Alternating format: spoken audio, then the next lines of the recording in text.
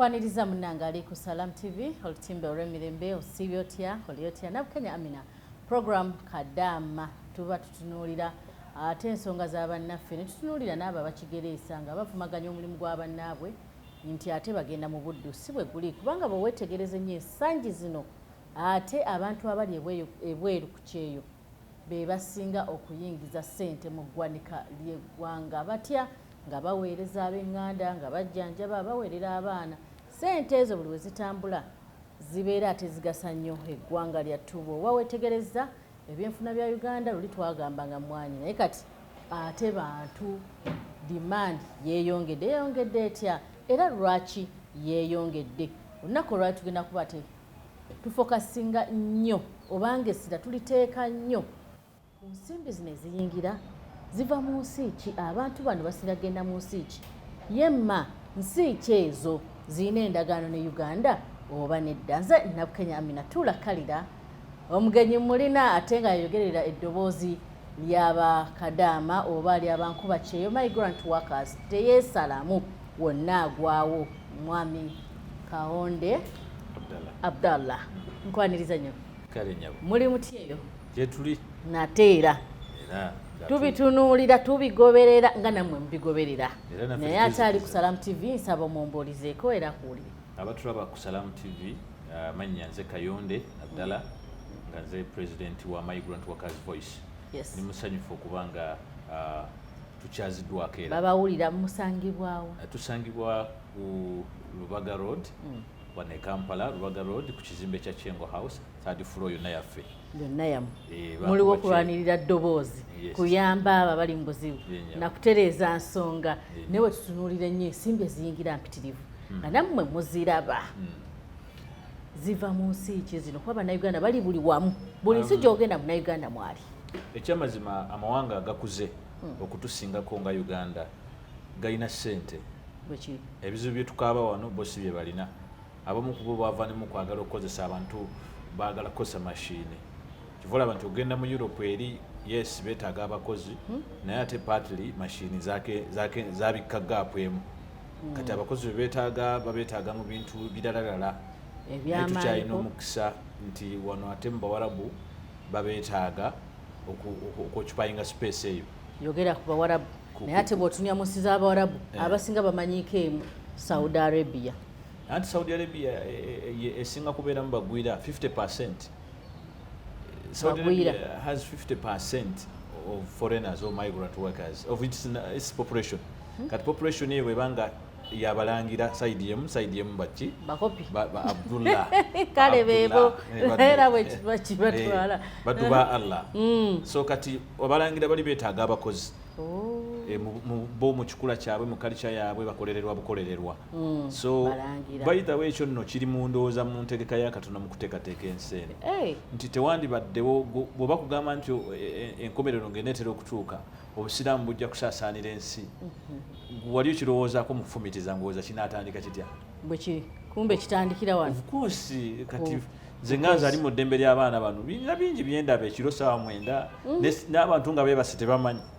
kiki kyekitegeeza abantu okuba nga bakulumulukuka okugenda ebweru kyokka ate ne bwe baba babonaaboneddeyo era basigale baagala okugendayo ekyokubiri lwaki balaama basenguka badda mu Bawarabu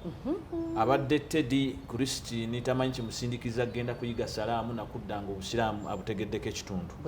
olwaleero ebintu bingi ku lwa trend eyo migration zino zijja nga zidda eri Gulf countries mu Gulf countries newankubadde nabo Katonda yabawa ekigezo nti balina challenges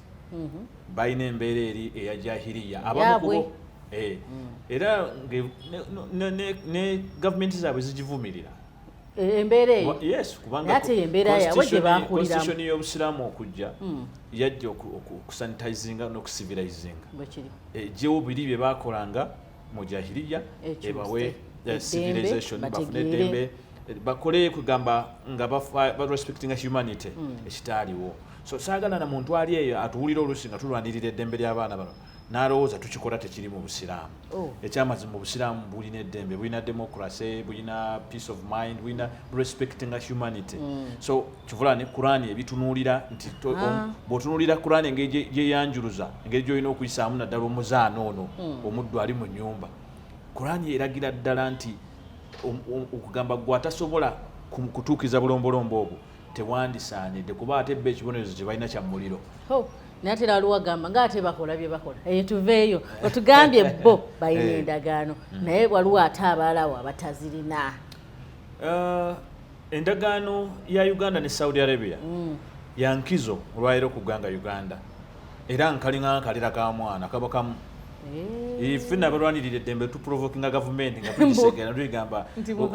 obeera otya ng'olina akaana kamubweka funayo n'akalala. Lwaki abalala tebavaayo? Kubanga bw'otegeera nti ababo tebakkuta oba ddala tubafumbira bulungi, olina okusaawo enkolagana bulungi ne banneiba oba emikwano, okukola emikwano eginaabayambangako okulya n'okubawa ekyokukola. Uganda tesaanidde kuba na ndagaano emu, twejjemu okwetakabbala nga n'emmwanyi zaatulemu okutunda obulungi. Kyekibala kye twasigaza tulina abantu. N'olwekyo ffe abalwanira eddembe ly'abantu bano tugamba first of all balina eddembe eritambula. Sisobola kusiba wano na Bukenya. Tosobola. Era Haji wankubiramu oluyi passport Dubai. Bw'oba otuuseeyo n'olwekyo ne tugamba gavumenti yaffe bwe ntuukayo eri na Bukenya bw'atuukayo bamusolooza, abeeri bamusolooza. Bamusolooza. First of all ba exploitinga service ye. Buli service gy'owa oba oyozeza sowaani bali mu kusolooza bulamu bwe bukendeera. Nati vudde wano ngambye mugenda gikolera emitwalo gyange 9 obaka mu kitundu abo baba bansolooza basikiriza. Of course GDP ya Saudi Arabia egattibwako kinene nnyo abagwira bano abakola service. Buli we bayingira ne bakola emirimu egizaala ssente oba occupyinga time eyo eyamba bakame baabo okugenda ate okuzaalukusa. They are adding up. Otherwise bakame baabwe bandi bali tebafuna budde buva waka kugenda ate kukolerera ggwanga lyabwe singa baali tebalina babakolera mirimu waka. So we add up. Ne bwe mba nsiimula ne bwe mba nkola ki Saudi Arabia abagwira abaliyo bagattako kinene nnyo. So kati bonga bo bwe bamala okitegeera balina gundi eyo chance nti beetaaga abakozi buli lunaku, buli mwaka, buli mwezi. Beetaaga ate ffe abali eno twetaaga emirimu buli mwaka, buli mwezi, buli lunaku bwe kiri. N'abazaali b'enkya tebalina. Kakati tuteekeddwa kwemanya buli omu n'amanya ennaku ye. Akaana kali akamu koyogeddeko olwo buno obuliriddawa gaafu nga nnene. Of course gaafu nnene kati nkulaga nti Saudi Arabia yokka gye tulina eyo tetumala. Naye olw'okuba nti abantu bano abavunaanyizibwa ku kunoonya oba okuzaalayo omwana omulala baayagala okwadoptinga enkola ey'ekizaala ggumba. Bammwe ffe tutwala bantu bweru ffe tulinga abolaba. Naye muyingirayo ne mubimanya. Anti ffe tubimanya naye kati abatwala bano ne gavumenti oba gyewandiise ministry, line ministry etwala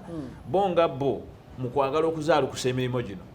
bazaala beetaka balina pride eyo. Balowooza nti bakyasobola okukuumira wano omuntu ekitakyasoboka.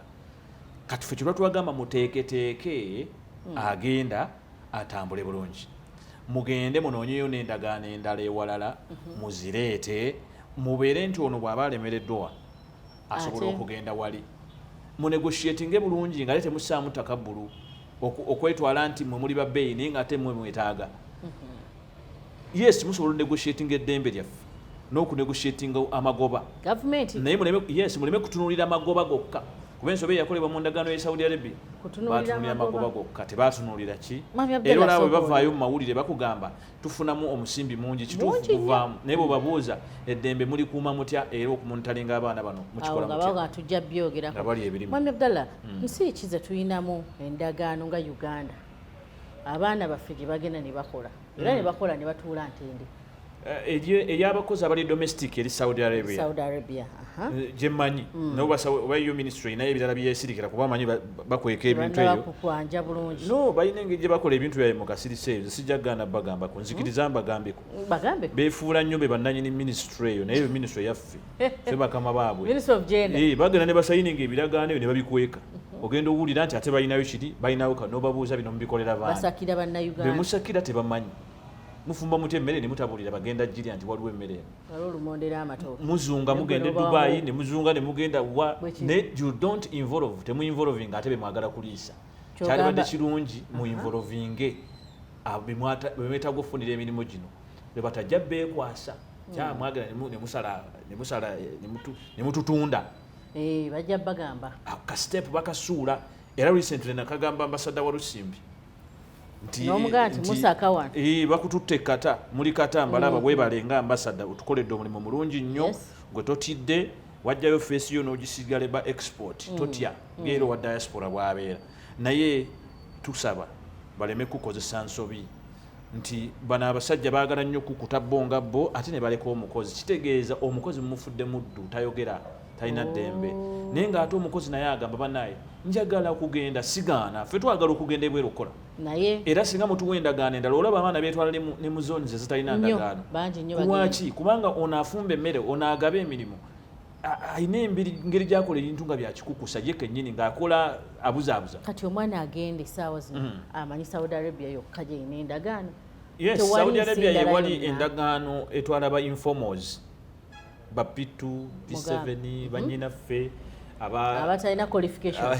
kyoba ogamba sofa gye bayita ey'abakadaama naye ne bakadaama ennaku zonna n'abasomye gye bali banasi kyova tugamba nti owa diguli ali wano wepankire bwereere kadaama because kadaama akusinga ebbeeyi ajja kuwa omulimu okkirize era bwe kiri okiwulira ffe wano nze nyinza okuba sirina PhD naye ogenda okuwulira wa PhD ng'akuba ng'akugamba nja kuteekayo resume Mr. Kayonde n'omugamba muganda wange nzinga ate nkutidde buti nze saakozesa PhD naye okutandika voice so ebintu bizibu bakadamu olwaleero eggwanga kwe liyimiridde ekyo kitwale nga kikulu mugamba akulaba ali mudiira awo bakadamu olwaleero lwakuba Uganda yeebuzaabuza ate teyagala obyogereku kubeeswala okuwulira nti tekyasobola kutunda mwanyi bulungi naye etunda abantu ekyo teyagala kiwulira ekyo vola yeebuzaabuza neyeebuzaabuza naye amawanga agategeera ekyo nti okufuna omulimu tekiswaza okuwa omuntu omulimu tekiswaza omuntu okukola tekiswaza Philippine yavaayo netegeera negamba kati abaana baffe okubanga tuyimirira nabo nga gavumenti tuteekeddwa okugenda netunoonya endagaano wano netunegotiatinga buli ate nga tuli nabo bamma mwagala ki babbebi abaana baffe mwe bakozi bakadaama baffe mugamba mutya ntiawo onanyonyogera onankola bwati bwe tuba tugira wali katonda tatunyonyogera nga basobola okunyonyola mu Uganda tebalina nabakulembera ffe tubeesibako bwesibi Allah n'akusaasirira eyo ne bawuliriza naye tebalina wano n'abakulembera amanyikiddwa kati gwe singa sisita we afuna obuzibu ogenda waani wano mu ggwanga nti oyo yabavunaanyizibwako welfare yaabwe oyo ndi bwe ziba ssaawa mwenda ez'ekiro ajja gikuba essimu oba ennyonyi ajja girinnya agenda abeewo waali omumanyi kubanga minisitule yagenda eba yagaddewo dda ate n'abaliyo buli omu akusongera munne nti gundi oba agenda gundi bw'otuukayo ku minisitule yagende tusooke tuddeyo wano ku nsi zino kuba omwana ayagala kugenda ayinza okuba tayagala kugenda kukola mu nnyumba naye nga ayagala kukola birala si ki ze tulinamu kwendagaano waliwo kye bayita MOU enzikiriziganya twatula ku mmeeza nemukiriziganya terms ezimu kunobaawo terms kwegamba birowoozo MOU memorandum of understanding mutula wansi nembireeta nembisa ku lupapula nemukiriziganya naye nga biba ne operational guidelines ezijja eri mu Dubai balinayo MOU naye okuva lwe bagikwata ne bagiwandiika tebeeranga operationalized naye nga weeri kubanga mu butongole Dubai nayo yali erina okuansalinga ku international bodies ezigibuuza lwaki ekuuma abakozi bwebanga tekolagana na nsi ezo ezimu so ILO erecommending ensi zino okuratifyinga n'okuwuliriza eddembe ly'abakozi ensonga lwaki ezo MOUs bazembedinga naye ate ne batayagala okuoperationalizinga because ensi ezimu ziba n'obunafu mu kunegotiatinga ziba n'obunafu oluusi mu bakozi baazo kati nga Uganda erina disorganized regime ey'abakozi abagendayo nti yo nga yo gavumenti erina interest mu business wadde ng'egirayisensinga n'egifunamu ffe tukiyita exploitation naye ate abaana abagendayo bo baagala abaana baagala nnyo okugenda e Dubai naye gavumenti bwetuukayo ne negotiatinga situmanyi oba abatuukayo boogera biki nze nno ndowooza obunafu buli kuba nti bano ba PS ba directors bonna babeera ku nnyonyi abo nga bagenze Dubai okunegotiatinga olw'okuba tebakola nkumbi yumba ne kye bandibadde bakkiriza tebasobola kukikkiriza kubanga akulira bakadama taliiwo akulira abo balina okukola emirimu egyo taliiwo omanyi waliwo ebintu osobola okuwuliza netugamba aka kino tukkirize katukyerekereze kati eyo tamu mugikkiriza abakulu bano abatusakira emirimu tebabimanyi bo banegotiatinga bye balowooza bye basoma emakerere tuwulira nti ne kata tulina MOU of course naye kati how do you propel that nga teweebuuziza ku bakozi bennyini abakozi baagyo ate olina kubuuza ku baakolayo si bano abaagala obwagazi okugendayo olina kubuuza aba seniors abakolayo abamanyi ababaddeyo of course ate nga bali mu position ez'obukulembeze okugaidinga nga n'amateeka bagategeera okubuulira government feedback kiki kyali kyetaagisa kuba government si egenda okubeera mu battlefield so ekyo kidilayinza endagaano zino ate nga tuzeetaaga ne omaani yennyini twagala bagiggule bwekiri yes omaani yes yali ekukusibwamu ne wajjawo baani okuva mu gavumenti temuddamu tetwagala kuwulira agendayo tewaliyo ndagaano of course tewaliyo ndagaano kakyetusaba gavumenti ekirowoozeeko nnyo mu kudeployingayo either consular oba okuallocating ambassador tufuneyo that gundi kuba kekamu ku bukwakkuliza obubulayo tebaagala baana babiri mu bbanga nga tebalina an attachment abaana bafuna crimes bafuna issues nga beetaaga okubeera nga babawaki babawa support eri consulate oba baconsular nga bagenda mu misango gyabwe okubawoleza here and there naye ne batasobola kukibakolera nga tebalina we baddukira kyekimu ku byaleeta ebuzibu mu maani eyo nti consular alina okusayininga maiti efudde ate balina kukuba Saudi Arabia kati zino Gulf countries zeetaaga okufuna kuba Saudi yokka nnene yeetaaga bakonsula nga 10 mu bibuga ebyenjawulo balinayo babiri balina Jidda n'eno okiwulira kati tuli bafunda nnyo mu ndaba y'ebintu mu ndaba ya business tetufuddeeyo kwejjukiza oba okukola ekyetaagisa okukolebwa okubanga business eno ebeerawo ng'ate eri protective eri governing eyamba n'omukozi Gulf countries si kyendala ziri outside that ensi endala waliwo kati European countries zitandise okukula zitandise okwetaaga abakozi oluvannyuma lwa covid abamu baafa abalala abakozi bagivaamu emirimu kati bagezaako okwezza obujja waliwo wave eya Europe eyagala okujja essaawa zino ojja kusanga kati nga Canada nayo abakozi bawulira bangi nnyo naye n'abafere mwe bali bangi abakola ekikukusa okiwulira so mu mbeera eyo twetaaga okubanga gavumenti ekirowoozaako newankubadde nti abantu abasinga okugenda mu sayidi ziri mu west bagendayo ng'ate ekibatwalayo bo tebagenze kukola this okola gino emirimu egya short term no mwegiri kati Germany ina egyowaka gye bayita upeya Germany yes upeya giringanga gya bakadama gyennyini naye gundi eri freedom y'amaanyi nti omwana tebamusiriba nga bwe basiribawo yes mbawarabu eriyo sharia law ina kafara system eriko that mahram tendency baagala obeere kajegere kati eri mu upeya ey'aba ba Germany n'Abamerika naki bakwatakinga ku family era n'ova wano nga family yekuinviting n'otuukayo nga bakusuubiza n'obutuuze it is long term naye ate ffe tuli ba short term tuvola ebigambo bibiri byawukana migrant worker ne immigrant worker so immigrant agenda nga olusi refugee oba somebody who goes okugenda nga alina papasi yokola n'okusigalayo ekyo kireetera abali mu nsi ezo by the way obutakaaba nnyo na kuyita maama fiina wadde government because agenda nga abaza kusigalayo kyonna kyekiri wakusigala tasobola kusaba kuddaka kati lwaki tugamba nti essira gavumenti erise nnyo ku bano ba migrants aba short term contract bano abaffe aba 2 years 3 years ava wano ng'ekimujje wano kugenda kukola contract ya myaka egi era agenda darling wa waka awulire waka amisingayo nnyo buli akamukoonako kati waka banzize ewaka naye tojja kisanga muntu ali Germany oba Canada kaabe nga afunye kiki yolooze Canada ne Germany ne South Africa bafa emirambo gikomawo wane gye South Africa buli lunaku kituufu naye owulira bijimeka gye basondera oba gye bayita mama fina katutegedde lwaki gavumenti esaanye okurespectinga abaana abali mu bawarabu ate wano tesobola bawerawo emirimu kuba abamu tebaasoma ne Saudi webe babawalidde emirimu ne bapolishingamu ne badda nga bafuna kibayita brain gain omuntu ali mu Canada ne bwafuna brain gain tayagala kudda Uganda kugikozesa omuntu asobola ofuna brain gain ali Saudi ali Bawalabu kyonna kyayizeeyo bwadda wano kikola naye bano abali mu Canada, America, UK abono gya basanga nga bali mu brain drain. Most of the doctors bwe bava wano bwagenda eri si brain drain. Yes. Wano mumwetaaga naye ate agenze eri kuba bali basobola omusasula bulungi. So abo oyinza obutawa nnyo focus naye kyetutunuulira nti nabo they are part of the diaspora. Of course. They are under Ambassador Walusi. As a diaspora, does the country look at this diaspora and ejwa value? Aliko Salam TV nsubira ogoberera ensonga zino bulungi nnyo naddala gwe munnanga ayagala ogenda Ebweru ayinayo muganda we tabitegeera bulungi yeebuuza ngwawa si kijemba ngenda kasubira ebigambo bino bitegeera bulungi wagenze n'ogamba nti essaawa eno Uganda nsi yaffe eggwanika lifuna nnyo mu bakadaama oba mu bantu abali mu kukola mu nsi za bweru okusinga emmwanyi gye twali tumanyi ensonga eno ejjeetya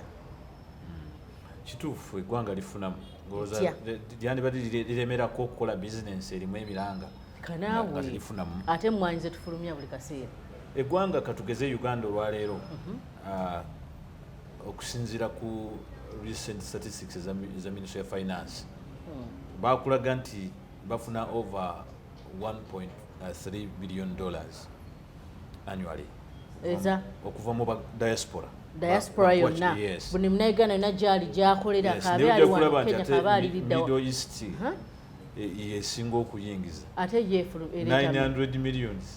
Middle East dollars. Yes. So $900 million eziva obuvi mu baana bano aba bali mu luse lwa Middle East awo abali mu nsi z'Abawarabu awo abeetoololera awo kati ojja kulaba nga ssente ezo shiwaddiiru bazifuna zifunika ate nkukakasa ne mu COVID wano wennyini abo abaana bo baali basigala baleeta saako n'emisaala egijja buli ki emisaala gy'abaana abali mu Europe giyinza okuba tegijja buli mwezi naye bano bakadaama waliwo continuous entry non-tax ezoba waliwo sente ezo zijja nga ziyingira direct ne zijja ne zibalansinga dola ya wano kyo bwe kiri naye waliwo akulaba yeebuuza zitya otugambye miliyoni 9 lutya buli mwana lwaleeta oba Uganda collectinga ku bakadaama waliwo sente zijja mu URA direct $3 ku buli kadaama buli kadaama afuluma oba ali ku job order kugenda Saudi Arabia Saudi Arabia yokka gye njogerako Saudi kati watyanga tetulina ne zino ensi endala nga nazo Dubai wana Oman Qatar Kuwait singa zonna zi collectinga 3 Saudi Arabia yokka ekugamba buli muto gwa mwana agendayo bagukechulako $3 ne gujje Uganda direct mu URA nga zisitayirwako ku embassy mbale nyangu $3 sente mmeka ndoza mitwalo nga 10 n'okusobaawo 10 buli mutwe gw'omwana ku baana 10 n'omusobya bafuluma buli lunaku ziva nako nga tanava na wano zoba zisasula tanavaawo ani azisasula mwana omuwarabu oli ateekayo job order yasasula ku embase $3